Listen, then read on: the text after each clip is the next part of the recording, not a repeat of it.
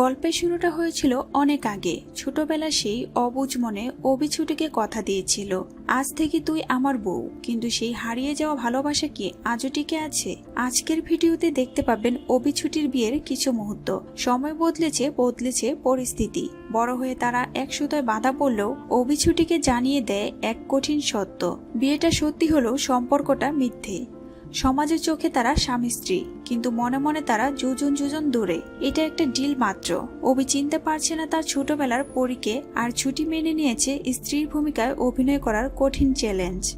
মন্দিরে শুরু হয় তাদের বিয়ে। অন্যদিকে মেয়ের বিয়ের দিনে বাবা সশরীরে উপস্থিত থাকতে না পারলেও নিজের অজান্তেই আশীর্বাদ হিসেবে এক অপরিচিত বৃদ্ধের হাত দিয়ে পাঠিয়ে দিয়েছেন ভালোবাসা আর শুভকামনা। সেই উপহার হাতে নিয়ে ছুটির চোখে বয়ে যায় জল, কারণ বাবার এই ছোট্ট একটি স্মৃতি তার জীবনে এখন সবচেয়ে বড় শক্তি। বিয়ের পিড়িতে বসে কেবলই একটি মিথ্যে বিয়ে, এক বড় কোনো সত্যকে আড়াল করার লড়াই।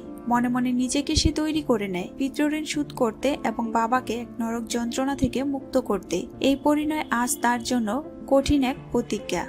অগ্নিশিখাকে সামনে রেখে শুরু হয় 7 পাক। প্রতিটি পাকে মিশে আছে নতুন নতুন অঙ্গীকার, একে অপরের জন্য অন্ন বস্ত্রের সংস্থান, সুখে দুঃখে পাশে থাকা এবং আজীবন অটুট বন্ধনের প্রতিজ্ঞা। প্রতিটি ধাপে ছুটির মনে পড়েছিল শর্ত অনুযায়ী এই সম্পর্কের মেয়াদ মাত্র 1 বছর।